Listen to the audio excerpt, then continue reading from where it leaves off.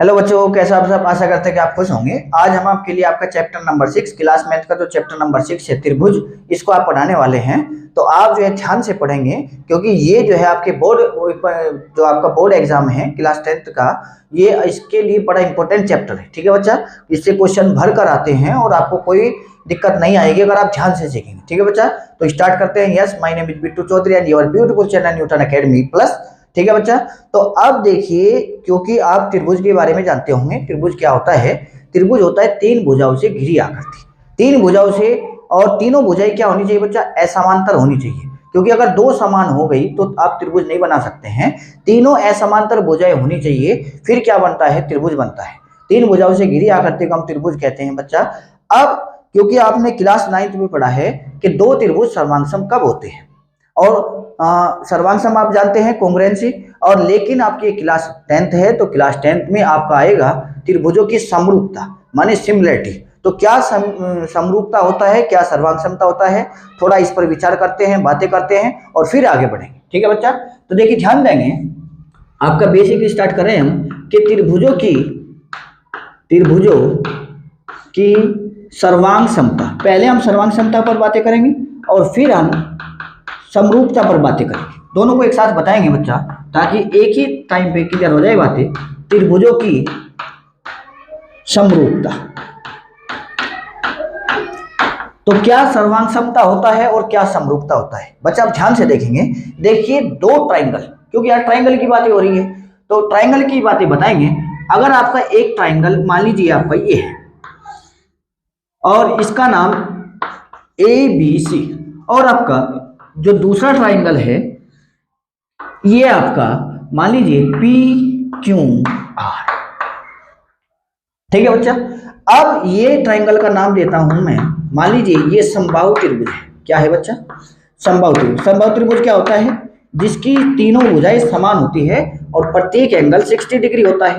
ये भी आपका 60 डिग्री, ये भी आपका 60 डिग्री। और मान लीजिए ये आपकी जो ये भुजा है, मान लीजिए भुजा की लंबाई 6 सेंटीमीटर, ये भी 6 सेंटीमीटर, तो फिर ये भी 6 सेंटीमीटर होगी बच्चा। इसी प्रकार मान लीजिए ये भी एक ट्राइंगल है जिसका प्रत्येक एंगल 60 डिग्री है, क्योंकि ये भी हम समबाहु त्रिभुज मानकर चल रहे हैं। और इसकी जो भुजाएं ये भी 6 सेंटीमीटर, ये भी 6 सेंटीमीटर, ये भी 6 सेंटीमीटर। ठीक है बच्चा, तो आप क्या समझेंगे यहां से कि दोनों ही समबाहु त्रिभुज है, माने दोनों का शेप एक ही है, क्योंकि दोनों समबाहु त्रिभुज है तो दोनों का शेप एक है बच्चा। यस, तो माने मैं कह रहा हूं जो शेप माने आकृति, जो शेप आकृति है त्रिभुज ABC की, वही बराबर है त्रिभुज जो आपकी शेप होगी PQR की, त्रिभुज PQR की। माने हम कहना चाह रहे हैं दोनों त्रिभुजों की शेप इक्वल है। क्यों है? क्योंकि ये भी समबाहु, ये भी समबाहु, तो शेप इक्वल है बच्चा। लेकिन अब आकार की बात करते हैं। ये कितनी सेंटीमीटर भुजा वाला है बच्चा? 6 सेंटीमीटर वाला। ये भी 6 सेंटीमीटर वाला। तो आप यहां से दिमाग लगाएंगे, सोचेंगे, तो दोनों का बताइए आकार भी सेम होगा। अरे ये बराबर आकार का होगा कि नहीं? जितना ऊंचा लंबा चौड़ाई होगा उतना ही लंबा ऊंचा चौड़ाई होगा बच्चा। बातें क्लियर हो रही है? तो माने आपका जो साइज है त्रिभुज ABC का, वही आपका साइज है त्रिभुज PQR का बच्चा। माने दोनों का साइज इक्वल है। यस, अगर दो ऐसी आकृति जिनका क्या हो, साइज भी सेम हो और उनका शेप भी सेम हो, दो ऐसी वस्तुएं जिनकी शेप इक्वल हो, साइज इक्वल हो, तब उन दोनों वस्तुओं को हम कहते हैं ये एक दूसरे के सर्वांगसम है। क्या है? एक दूसरे के सर्वांगसम है। तो हम कहेंगे त्रिभुज ABC सर्वांगसम त्रिभुज PQR। यस, माने हम आपको बताने की कोशिश कर रहे हैं कि दो त्रिभुज एक दूसरे के सर्वांगसम होंगे यदि उनका शेप एंड साइज इक्वल हो। बात क्लियर है बच्चा? लेकिन अगर आप बताइए, मान लीजिए ये आपका समबाहु त्रिभुज होता और ये आपका समकोण त्रिभुज होता, तो बताइए ये एक दूसरे के सर्वांगसम हो सकते थे कि नहीं? नहीं, क्योंकि यहां पर शेप अलग अलग हो जाता। एक का शेप, एक की आकृति समबाहु होती और एक की आकृति समकोण की होती, तो इसलिए वे एक दूसरे के सर्वांगसम नहीं हो सकते हैं। ठीक है बच्चा, तो आप यहां से नोट डाउन करेंगे। ठीक है, आगे आगे थोड़ा देखिए, अभी अभी अभी तो बात स्टार्ट हुई है, अभी तो पार्टी शुरू हुई है बच्चा, खत्म तो पता नहीं कहां पर होगी, आप पार्टी में एंजॉय कीजिए। अभी ध्यान देंगे। अब समरूपता की बातें करते हैं। मान लीजिए आपका एक ट्राइंगल, ये ए, ये बी और ये सी, ये वे ही समबाहु त्रिभुज है, समबाहु त्रिभुज। और मान लीजिए इसका देखिए एंगल 60 होगा प्रत्येक का,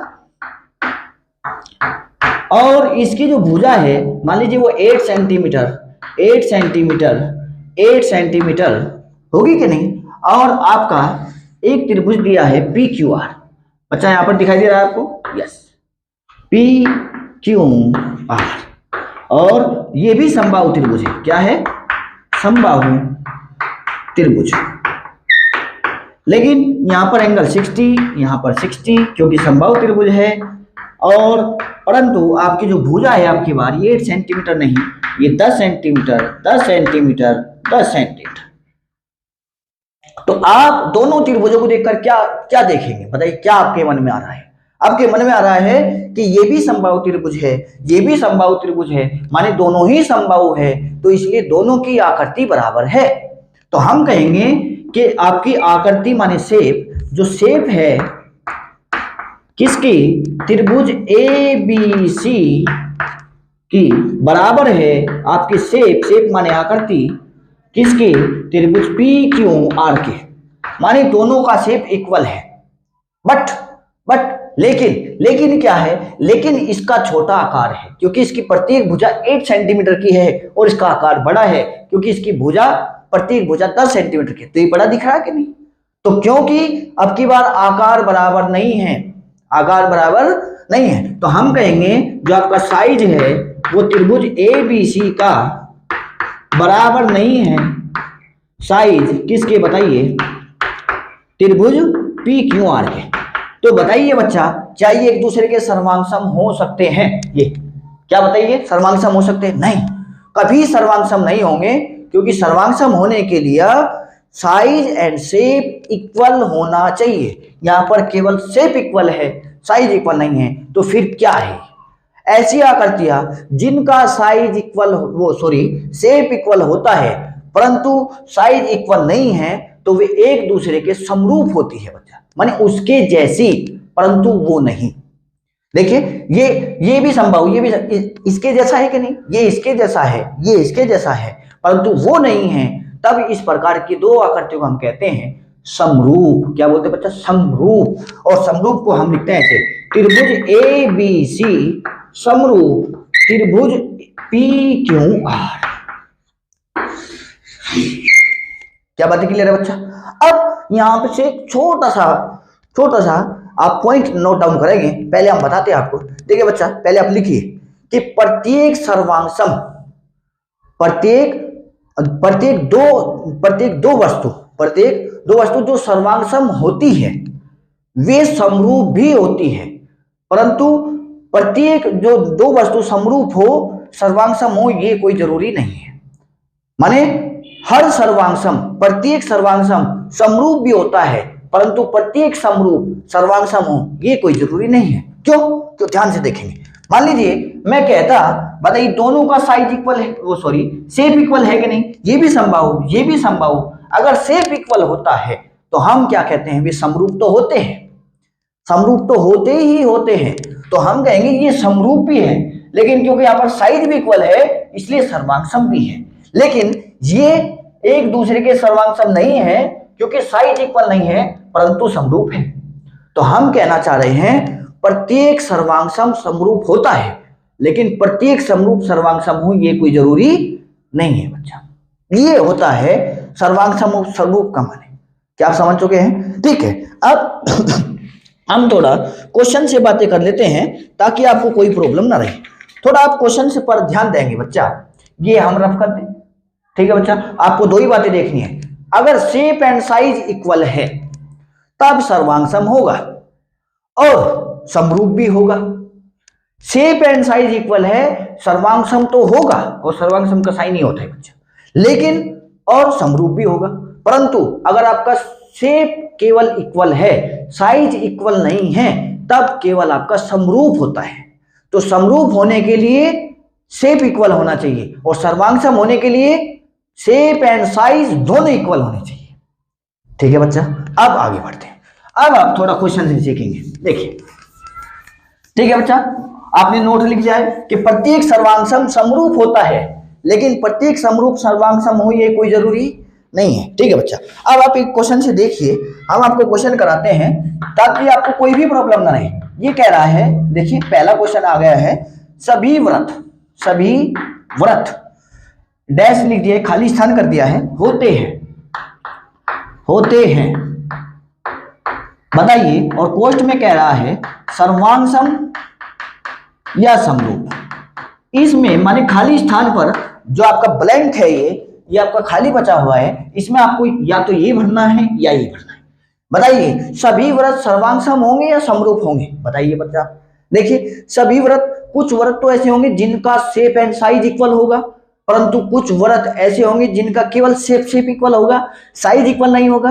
तो सभी व्रत समरूप हो सकते हैं, सर्वांग सम नहीं हो सकते हैं। कौन से सर्वांग सम नहीं हो सकते हैं? मान लीजिए, देखिए ध्यान देंगे, ये एक व्रत है और ये एक व्रत है। बताइए यहां पर साइज बड़ा है कि नहीं, ये छोटा है कि नहीं? तो साइज इक्वल नहीं है लेकिन शेप इक्वल है। ये भी सर्कल, ये भी सर्कल, तो शेप तो इक्वल होगा हर कंडीशन में, चाहे बराबर हो। देखिए ये भी मान लीजिए अब की बार ये दोनों बराबर है, इसका भी रेडियस आर है, इसका भी रेडियस आर है, माने रेडियस। देखिए ये सर्वांग सम तो है पर समरूप भी है, क्योंकि समरूप के लिए शेप एंड साइज दोनों इक्वल हो सकते हैं या केवल शेप भी इक्वल हो सकता है। बातें क्लियर है? आप समझ चुके हैं। हम आपको क्या बताने की कोशिश करें, प्रत्येक सर्वांग सम समरूप होता है, लेकिन प्रत्येक समरूप सर्वांग सम हो ये कोई जरूरी नहीं है। और सर्वांग सम के लिए शेप एंड साइज इक्वल होनी चाहिए, और समरूप के लिए केवल दोनों इक्वल हो या फिर केवल शेप इक्वल हो तो चलता है। आपकी बातें क्लियर हो चुकी है? तो बताइए सभी व्रत सर्वांग सम नहीं बच्चा, केवल समरूप होते हैं। तो आप यहां पर लिखेंगे समरूप होते हैं। क्या बातें क्लियर हुई है? एक आध क्वेश्चन से और देखिए ताकि आपको कोई भी प्रॉब्लम ना रहे। क्वेश्चन आ चुका है नेक्स्ट क्वेश्चन, सभी वर्ग होते हैं। बच्चा सभी वर्ग, बताइए सभी वर्ग क्या होंगे? जितने भी दुनिया में वर्ग है, सभी वर्ग खाली स्थान छोड़ दिए हैं, होते हैं। और यही आपको ऑप्शन दिए हैं दोनों। बताइए क्या होते हैं सभी व्रत? देखिए कुछ व्रत ऐसे होंगे जो एक दूसरे के बिल्कुल बराबर होंगे, शेप में भी और साइज में भी, तो ये सर्वांग सम तो होंगे। लेकिन कुछ आपका जो वर्ग होगा, कुछ वर्ग ऐसे होंगे जो शेप में तो इक्वल होंगे, क्योंकि ये भी स्क्वायर होगा, ये भी स्क्वायर होगा, लेकिन एक का साइज बड़ा होगा, एक का साइज छोटा होगा। तो सभी वर्ग सर्वांग सम सर्वांग सम हो भी सकते हैं और नहीं भी, लेकिन समरूप तो होते ही होते हैं। तो होते हैं, आप क्या लिखेंगे? समरूप। सभी वर्ग सर्वांग सम नहीं हो सकते हैं बच्चा, वही सर्वांग सम हो सकते हैं जो शेप एंड साइज में इक्वल हो। ठीक है बच्चा, आपको बातें क्लियर हो चुकी है। अब आप थोड़ा बच्चा आगे की बातें करते हैं। अब हम आपको आपके जो है माइंड में बातें जा चुकी हो कि सर्वांग सम समरूप का माने क्या होता है। और बच्चा आपको मेहनत इतनी करनी है, देखिए हम आपको केवल पॉइंट बता रहे हैं और उस पर क्वेश्चन भी करा रहे हैं कि आपको कोई भी प्रॉब्लम ना हो, क्योंकि आप ही जो है हमारे लिए क्या है, आप अगर आप है तो हम है, अगर आप ही नहीं होंगे हमारे चैनल पर तो हम क्या करेंगे? तो हम आपके लिए बिल्कुल जो है इतना मेहनत करेंगे, और लेकिन आपको भी थोड़ा हमारे लिए काम करना है कि आपको बस पढ़ना है। हम आपसे और कुछ नहीं कहेंगे, आपको बस पढ़ना है। ठीक है बच्चा, क्योंकि आप पढ़ेंगे, मेहनत करेंगे, आगे बढ़ेंगे, आगे जाएंगे, तो आप जो है न्यूटन एकेडमी प्लस को याद करेंगे। आप कहेंगे यस वहां पर हमें कुछ मिला। लेकिन अगर आप नहीं पढ़ेंगे तो और क्या बोलेंगे? ठीक है बच्चा, आप पढ़ेंगे खुद नहीं और बुराई किसकी करेंगे? किसी दूसरे की। ठीक है बच्चा, तो इसलिए आपको केवल पढ़ना है, मेहनत करनी है, जज्बे के साथ, बड़ी हिम्मत के साथ आगे बढ़ना है। ठीक है बच्चा, अब देखिए अब आपका आ चुका है थेल्स की प्रमेय। थेल्स की प्रमेय क्या कहती है? आप ये सर्वांग सम समरूप समझ चुके हैं। साइज एंड शेप दोनों इक्वल तो इसका माने सर्वांग सम। साइज इक्वल, शेप इक्वल नहीं है तो समरूप। साइज एंड शेप इक्वल तो सर्वांग सम और स्वरूप दोनों। लेकिन अगर साइज इक्वल है, शेप इक्वल, वो सॉरी शेप इक्वल है, साइज इक्वल सेम नहीं है तो केवल समरूप होगा। ठीक है बच्चा। अब आगे देखिए, अब आपके आ गया है थेल्स की प्रमेय। थेल्स की प्रमेय यही आपको सीखना है, यही आपके एग्जाम में आएगा। थेल्स की प्रमेय, वो तो हम आपका बेसिक बना रहे थे, लेकिन क्वेश्चन तो थेल्स की प्रमेय से ही आपको एग्जाम में मिलेगा बच्चा। ये आप ध्यान से समझेंगे। यही वे तो आपका बेसिक था, लेकिन बोर्ड में तो यही आता है। 100% थेल्स की प्रमेय पर आपको क्वेश्चन मिलेगा, ये हम आपको लिख के दिए हैं। अब देखिए ध्यान देंगे, थेल्स की प्रमेय क्या कहती है। थेल्स की प्रमेय हम आपको समझाएंगे, फिर इस पर बहुत अच्छे क्वेश्चन कराएंगे ताकि आपको कोई प्रॉब्लम ना रहे। ये कहती है, मान लीजिए एक ट्राइंगल है बच्चा, लो भाई दिखाई दे रहा है, खूब बड़ा ट्राइंगल है बच्चा। मान लीजिए इसका नाम ABC दिए हम। ठीक है बच्चा। अब ये कहता है, अगर आप किसी ट्राइंगल की दो भुजाओं को, कोई भी दो भुजा ले ले और उसको किसी अन्य भुजा से इस प्रकार प्रतिच्छेद करें उन दोनों भुजाओं को कि वो जो अन्य भुजा है वो तीसरी भुजा के समांतर रहे। मान लीजिए आपने दो भुजा पकड़ी है, इन दोनों भुजाओं को आपको प्रतिच्छेद करना है किसी अन्य भुजा से। मान लीजिए आप ये करते हैं, लो भाई आपने इसे प्रतिच्छेद किया है, ये M है, ये N है, ये MN भुजा है। इस MN भुजा से आपने इस AB और इस AC को प्रतिच्छेद किया है, माने विभाजन किया है। देखिए ये बढ़ चुकी है, जो आपकी AB रेखा थी वो आपका AM और MB में बढ़ चुकी है, ये आपका AN और NC में बढ़ चुका है। ठीक है, माने विभाजन हो चुकी है। ठीक है बच्चा, विभाजित हो चुकी है, बातें क्लियर है। और अगर ये विभाजित करते टाइम जो विभाजन करने वाली भुजा कौन है, MN, माने अन्य भुजा है। अगर ये अन्य भुजा MN त्रिभुज की तीसरी भुजा के समांतर, जो प्रतिच्छेद नहीं हुई, प्रतिच्छेद कौन सी नहीं है, B से, अगर ये BC के समांतर है, पैरेलल का साइन नहीं होता बच्चा, बराबर साइन है। अगर ये MN BC के समांतर हुई तब होता क्या है, जो दोनों भुजाएं हैं ये समान अनुपात में विभाजित होती है, समान अनुपात में विभाजित होती है। माने अगर इसका मान लीजिए इसका हिस्सा इधर 1 है और इधर 2 हो चुका है तो 1:2, तो ये भी 1:2 होगा। अब बताइए कितना अनुपात है। फिलहाल जो है AM माने इसका अनुपात है AM अपॉन MB बराबर होगा AN अपॉन NC।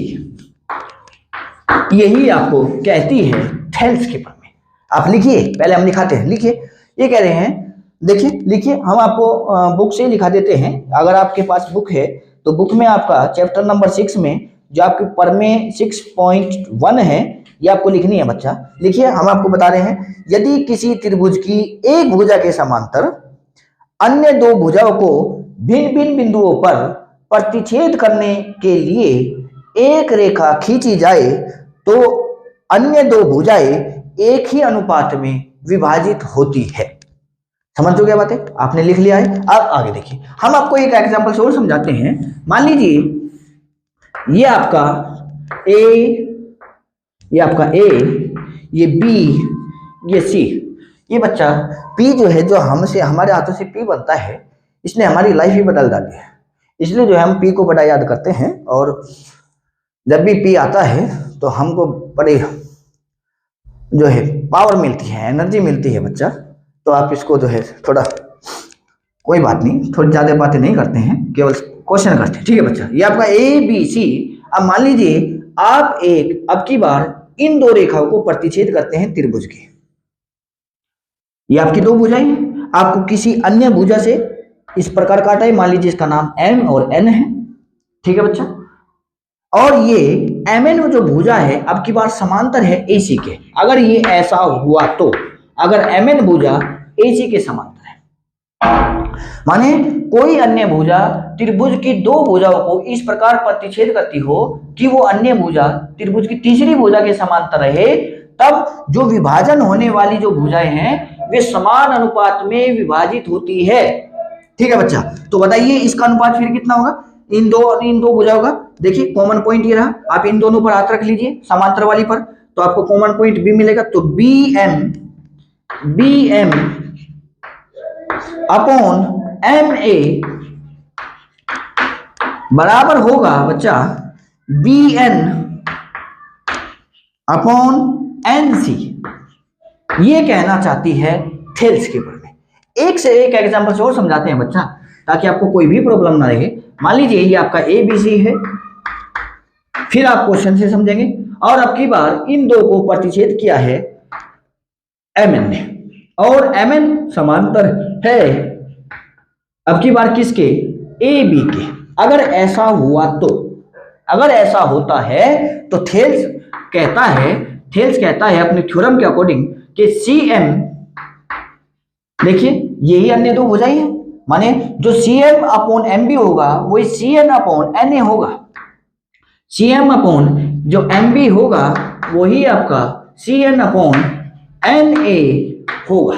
यही आपको थेल्स कहता है। क्या बातें क्लियर हो चुके हैं? कोई प्रॉब्लम नहीं है बच्चा।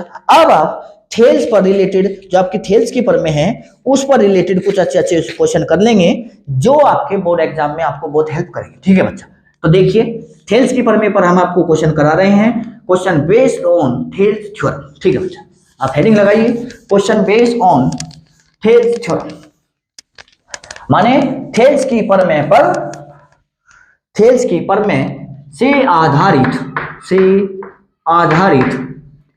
पर्सन, केवल बोर्ड एग्जाम के लिए। ठीक है बच्चा, आपको कोई प्रॉब्लम नहीं आएगी, ये हमारा आपसे वादा है। प्रॉमिस कीजिए, लेकिन आपको पढ़ना है, मेहनत आपको करनी है। आप सीखते जाइए, हम आपको सिखाने में कोई कसर नहीं करेंगे, कुछ भी कमी नहीं छोड़ेंगे। आपको ये हम आपको लिख कर देते हैं, आप किसी से कम नहीं होंगे अगर आप मेहनत करते हैं। मेहनत वो चीजें हैं, बड़े बड़े जो लक्ष्य है वे मेहनत से और धैर्य से, बड़े धैर्यशील बनिए और मेहनती बनिए, और कितनी भी बड़ा, कोई भी कितना भी बड़ा मुकाम हो वो आप पा सकते हैं केवल दो चीजों से, मेहनत से और धैर्य से।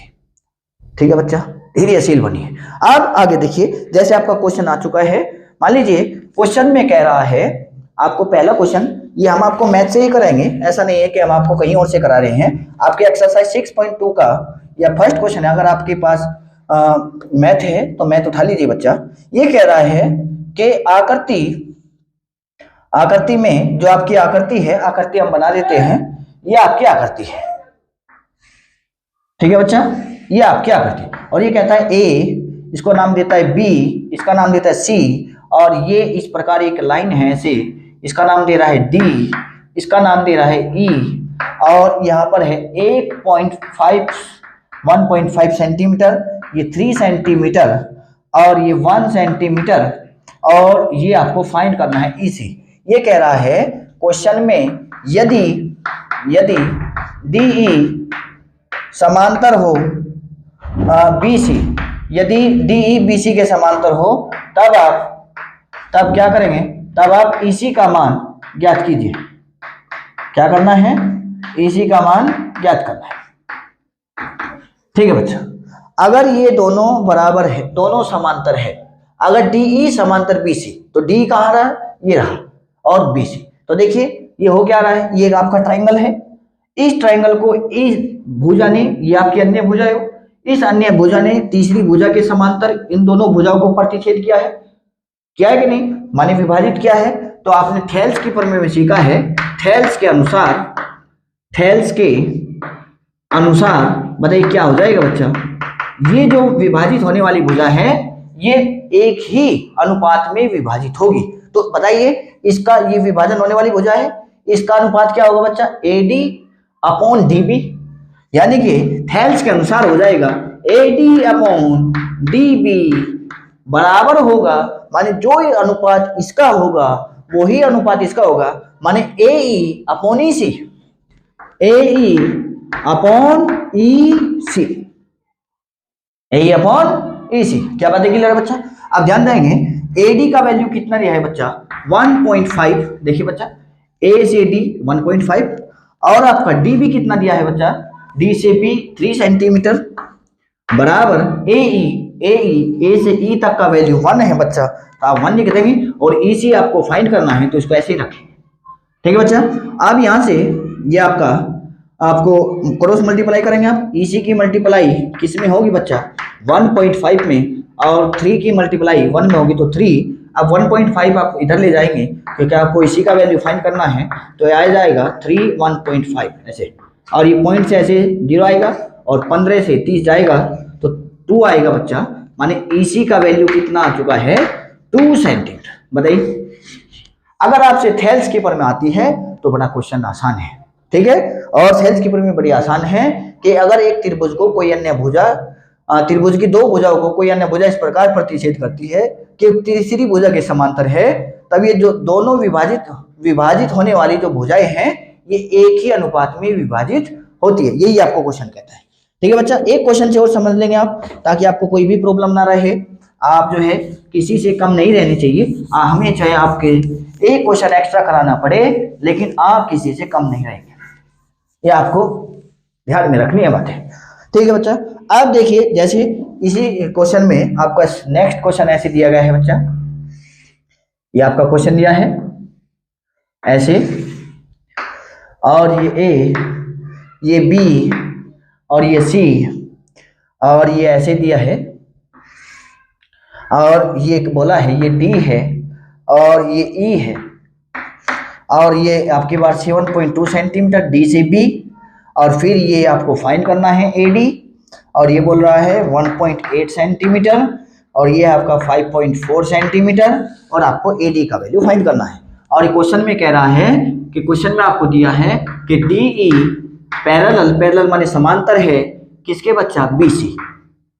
अगर डी ई, ये जो डी ई है ये बीसी के समांतर हो, तब आप एडी का वैल्यू फाइंड कीजिए। ये क्वेश्चन है बच्चा। ठीक है, तो बताइए कैसे करेंगे। अरे ये एक त्रिभुज है कि नहीं, ट्राइंगल है, इसको इसकी 2 भुजाओं को अन्य ये 2 भुजाएं हैं, किसी अन्य भुजा ने इस प्रकार प्रतिच्छेद किया है कि जो डी है ये समांतर है बीसी के, ये दिया है आपको। अगर डी बीसी के समांतर है तो ये विभाजित होने वाली भुजा एक ही अनुपात में विभाजित होगी, ये आपने सीखा है। और इसका अनुपात क्या होगा बताइए इस भुजा का, AD अपॉन DB। इधर कितना होगा, AE अपॉन EC। तो यानी कि ये हो जाएगा, यदि अब आप क्वेश्चन स्टार्ट करते हैं, सॉल्यूशन लिखते हैं, यदि DE समांतर है BC, तब त्रिभुज ABC में क्या हो जाएगा बच्चा बताइए, AD अपॉन DB बराबर होगा AE अपॉन EC, होगा कि नहीं। AD का वैल्यू बताइए आपको फाइंड करना है, DB का वैल्यू आपका 7.2 है, बराबर AE का वैल्यू 1.8 है, और EC का वैल्यू 5.4 है बच्चा। अब इस 7.2 को इधर ले जाइए तो AD बराबर आ जाएगा 1.8 इंटू 7.2 अपॉन 5.4। पॉइंट से ये आपका पॉइंट जाएगा बच्चा, और आपका ये कितना बचाएगा, ये आपका 18 से जाएगा, 18 तो 54, और 18 चौक 72, और ये फिर 3 से जाएगा तो ये आपका 36, और ये 6.6 और 4 की मल्टीप्लाई होगी तो बच्चा ये आपका 2.4 सेंटीमीटर आएगा। तो आप इस प्रकार एडी का वैल्यू फाइंड कर लिए।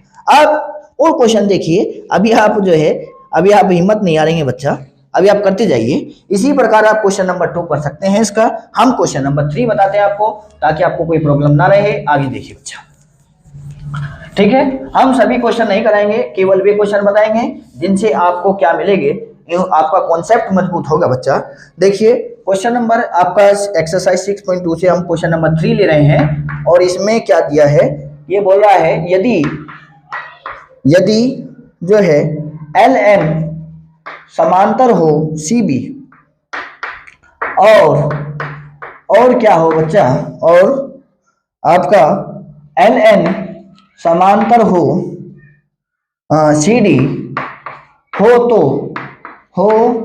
तो क्या करना है, सिद्ध कीजिए, प्रूव करना है बच्चा, सिद्ध कीजिए कि क्या सिद्ध करना है, सिद्ध कीजिए कि AM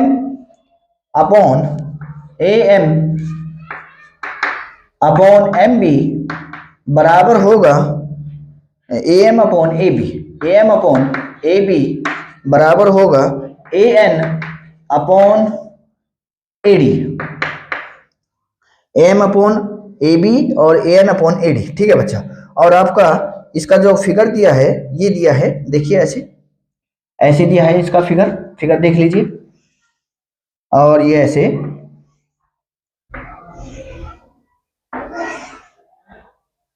ये दिया है बच्चा।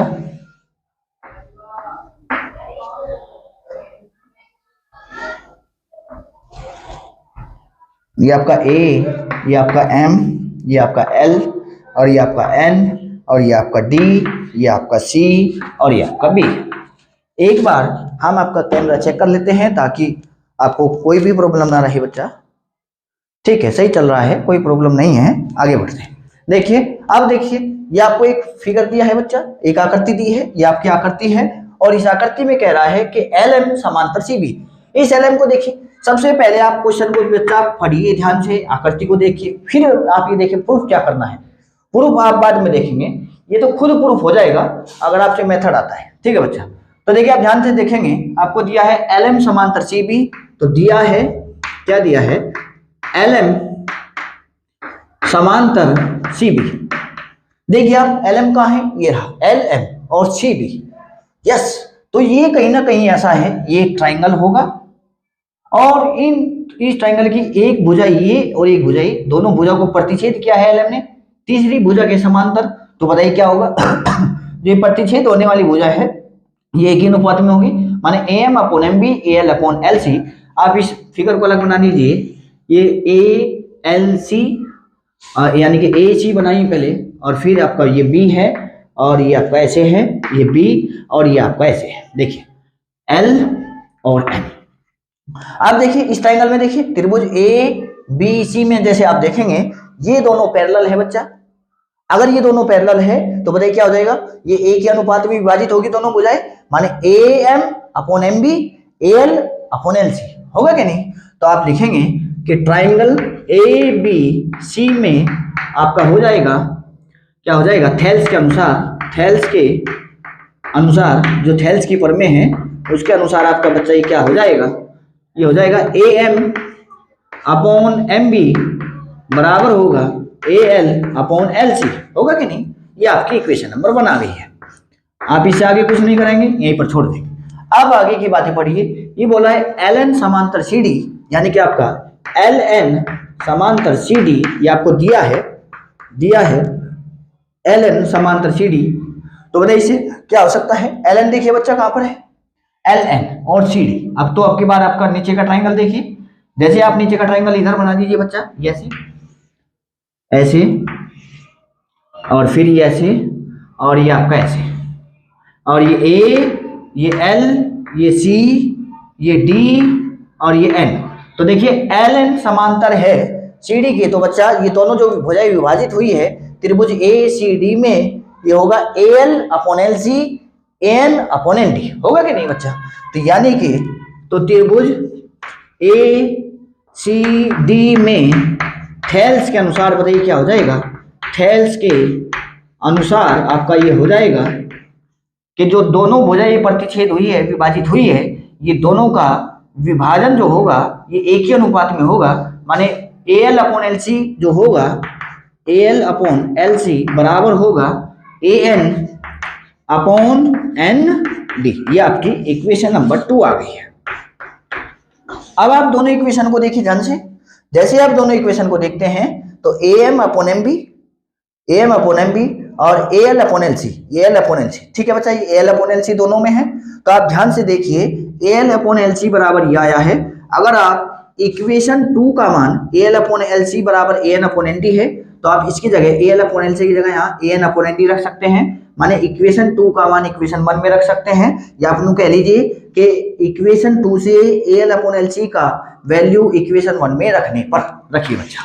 तो समीकरण 2 से A L upon L C का मान समीकरण 1 में रखिए बच्चा।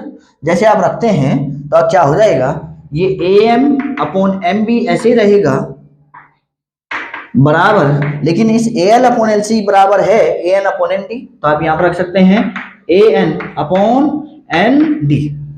ठीक है बच्चा, क्या आपको यही फाइंड करना है? नहीं, आपको लेकर आना है AM अपॉन AB।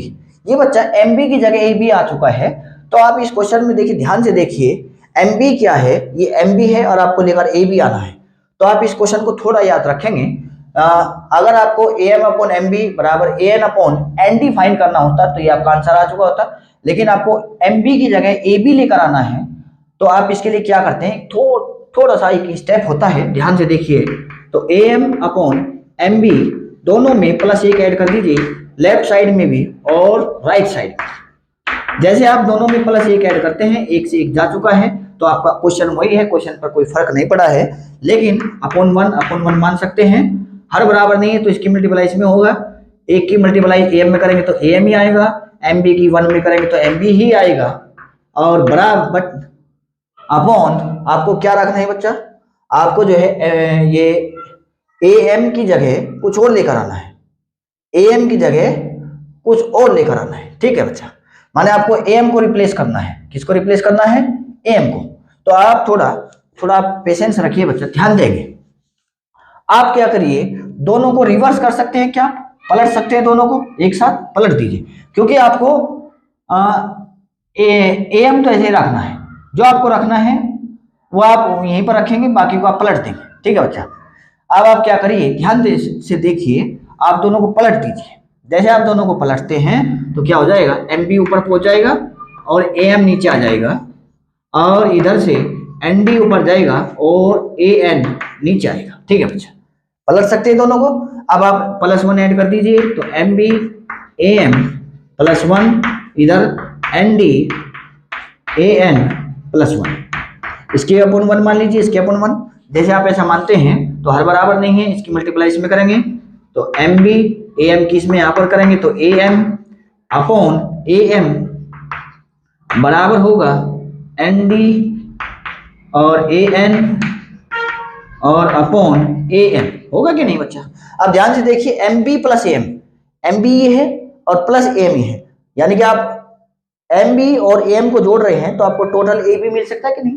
तो आप MB + AM की जगह बच्चा AB लिख सकते हैं और अपॉन AM या, ठीक है बच्चा, और बराबर इसको देखिए, इसकी जगह आप ND आपका कहाँ रहा, ND ये रहा, और प्लस AN, तो अगर आप टोटल जोड़ते हैं तो आपको AD मिलेगा बच्चा, तो आप AD लिख सकते हैं और अपॉन AN।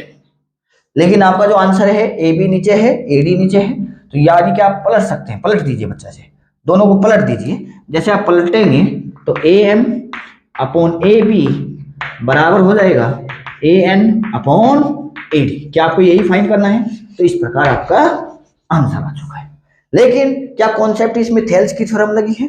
देखिए यहाँ तक आपने बड़ा आसानी से कर लिया था, फिर कुछ नहीं, आप क्वेश्चन को देखते गए, आपको रिप्लेस करना था, तो इस प्रकार आपने कर लिया है। ठीक है बच्चा, अब आपका क्वेश्चन नंबर हम 4th कराते हैं आपको, ताकि एक क्वेश्चन से आपको और आपका क्या हो जाए, क्लियर हो जाए आपका टॉपिक। ठीक है बच्चा, अब आगे बढ़ते हैं, इसको नोट कर लीजिए बच्चा। देखिए क्वेश्चन नंबर आपका जो इसमें 4th है, एक्सरसाइज 6.2 में, वो हम आपको कराएंगे। क्वेश्चन नंबर 4th एक अच्छा क्वेश्चन है, और इस अच्छे क्वेश्चन से आप जो है बहुत सारी बातें सीख जाएंगे। और इस प्रकार आपका देखिए, आप पहले हम आपका फिगर बना देते हैं इसका, देखिए ध्यान देंगे, इस प्रकार आपका क्या दिया है, ऐसे और ऐसे, और फिर आपका ये आपका A, ये आपका B, ये आपका C, और ये आपका D, ये आपका F, और ये आपका ऐसे, और ये आपका ऐसे। ठीक है बच्चा, तो ये बोला है E।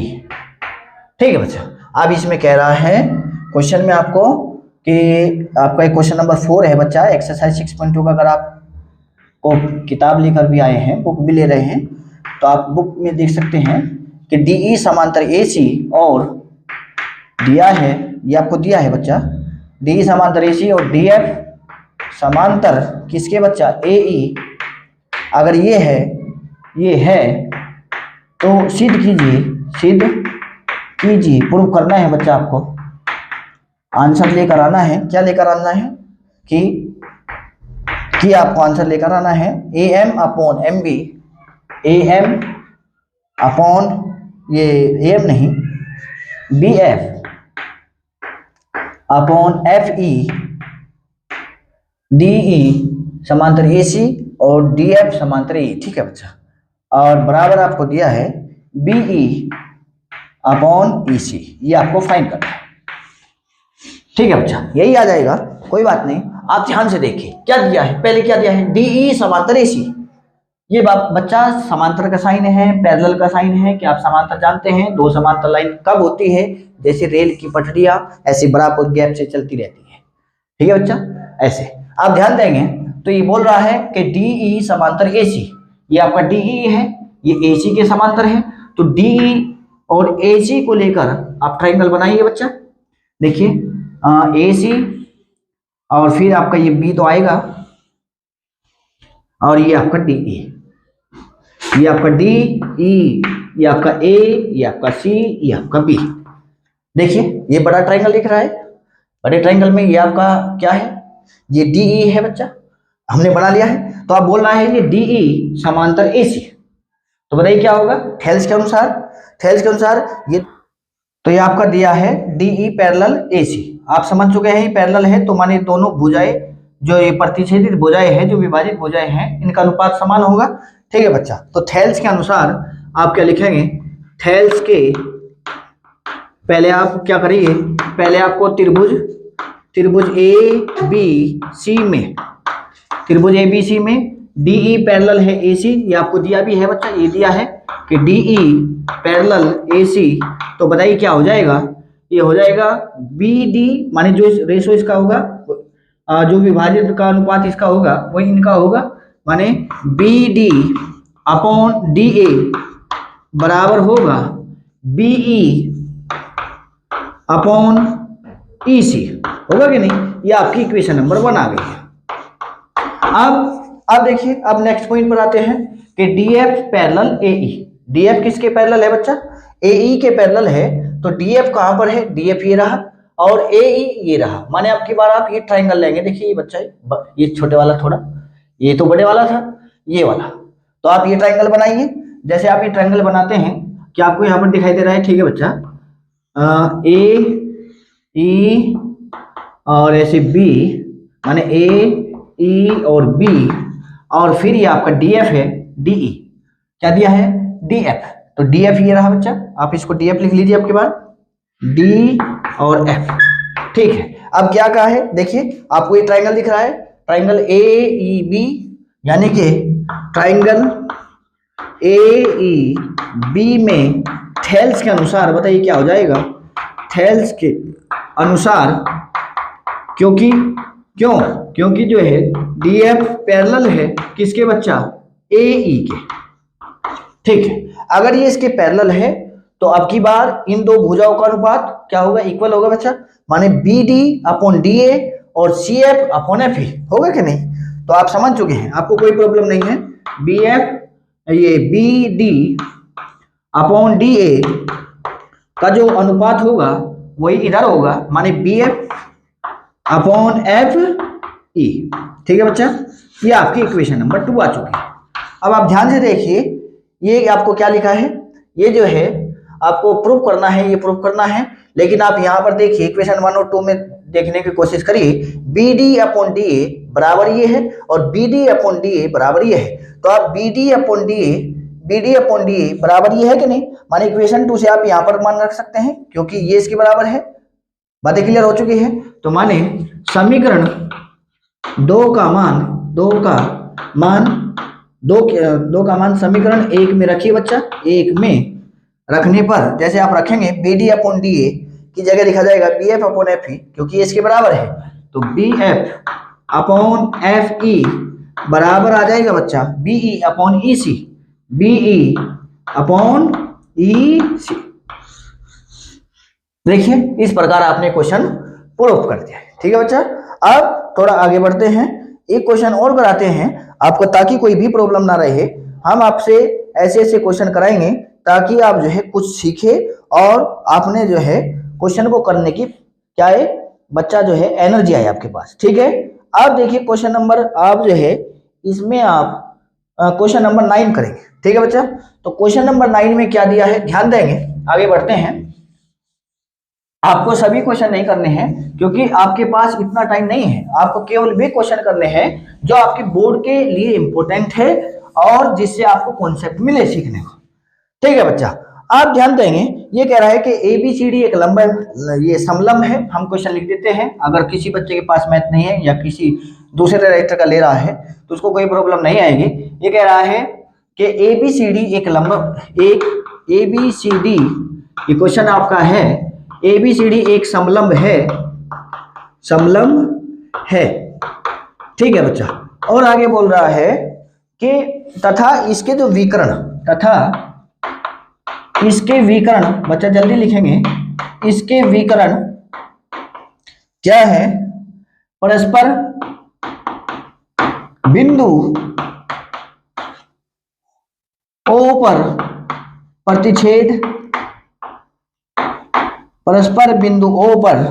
प्रतिच्छेद करते हैं।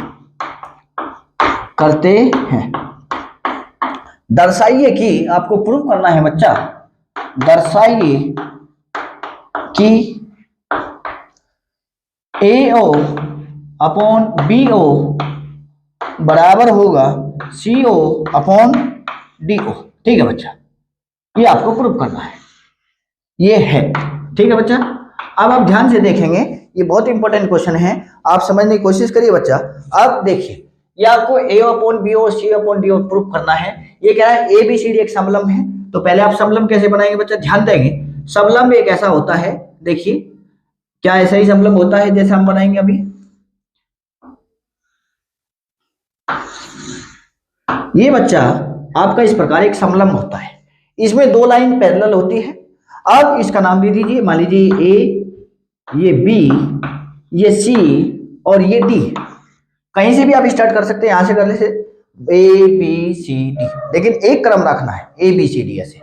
आप ध्यान देंगे, फिर क्या कह रहा है, इसके विकर्ण क्या होते हैं बच्चा, ये रहे, इसके जो विकर्ण है ये बिंदु O पर प्रतिच्छेद करते हैं, ये बोला है कि नहीं। और आगे कह रहा है कि आपको प्रूव करना है A अपॉन BO और C अपॉन DO। ठीक है बच्चा, तो यहां पर आप थोड़ा सा आप आएंगे कि जो दो समरूप त्रिभुज होते हैं, दो समरूप त्रिभुज होंगे यदि उनके संगत कोण बराबर होते हैं। बच्चा अगर दो त्रिभुज आपको दे दिए जाए और उनके संगत कोण बराबर हैं, तो हम कहते हैं वे दोनों त्रिभुज एक दूसरे के समरूप होते हैं। क्या होते हैं, समरूप। और जैसे वे समरूप हो जाएं तो फिर उनकी संगत भुजाओं का अनुपात भी बराबर होता है। ये आप अगली एक्सरसाइज में पढ़ेंगे। आपने सीखा है, देखिए हम आप नेक्स्ट जो लेक्चर आएगा उसमें आपको बताएंगे कि दो त्रिभुज समरूप होते हैं यदि उनके संगत कोण क्या हो, इक्वल हो।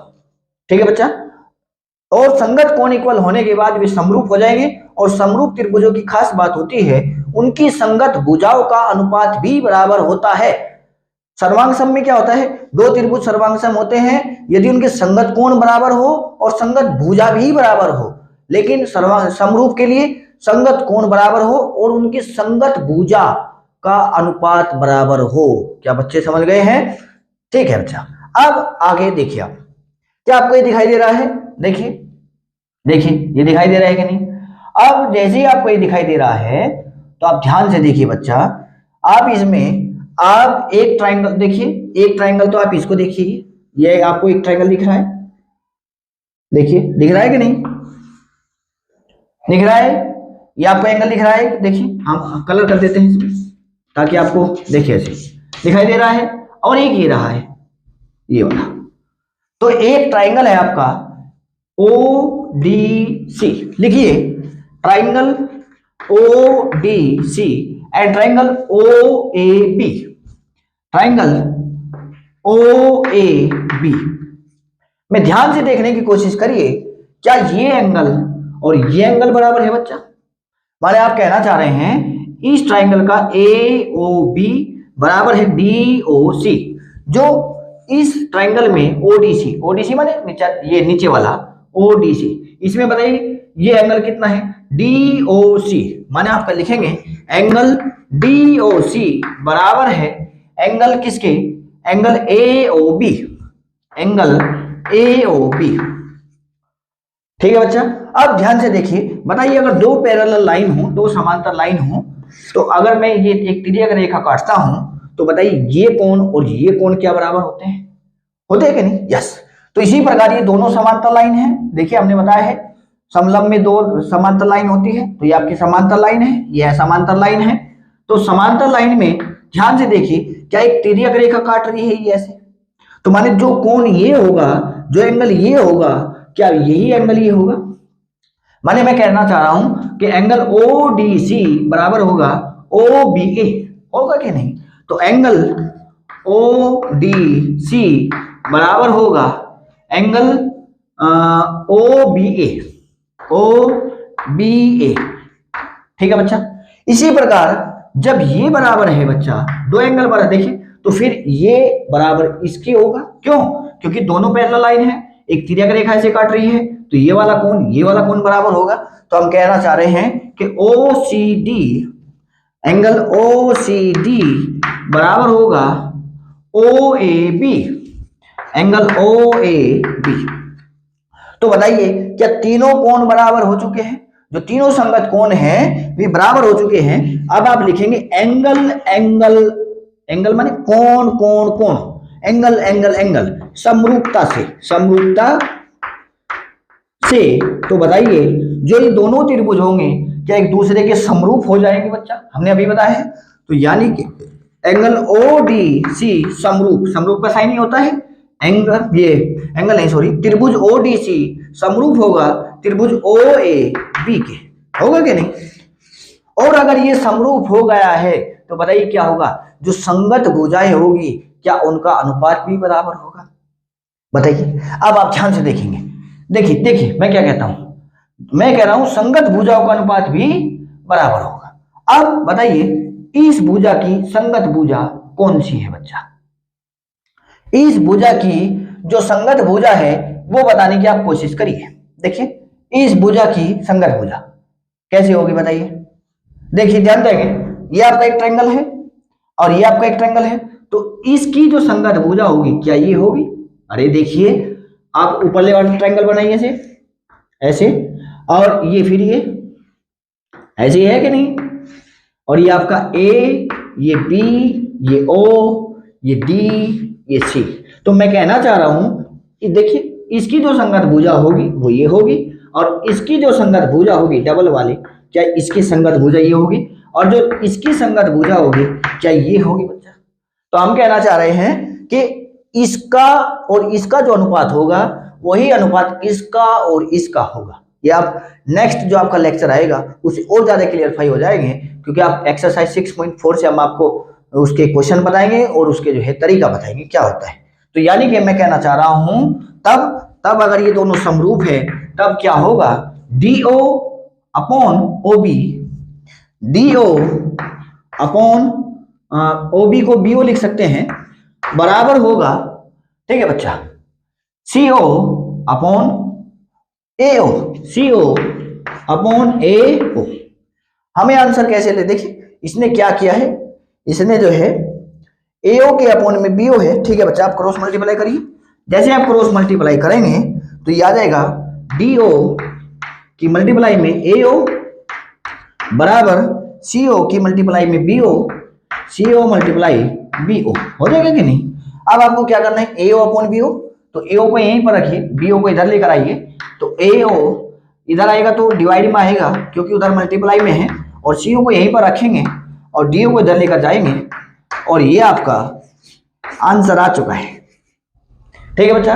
तो आपने यहां से सीखने की कोशिश की है इस क्वेश्चन से कि अगर दो ट्राइंगल के संगत कोण बराबर हैं तो वे एक दूसरे के समरूप होते हैं एंगल एंगल एंगल समरूपता से, और अगर उनके वे एक दूसरे के समरूप है तो संगत भुजाओं का अनुपात भी बराबर होता है। क्या बात क्लियर है? देखिए जैसे मैं आपको बताता हूं, हो सकता है ये आपके कुछ प्रॉब्लम आ रही है इसमें। मान लीजिए ये आपका एक ट्राइंगल ये है और एक ट्राइंगल ये है, मान लीजिए ये भी आपका समकोण है, ये भी आपका समकोण त्रिभुज है, ठीक है बच्चा। तो बताइए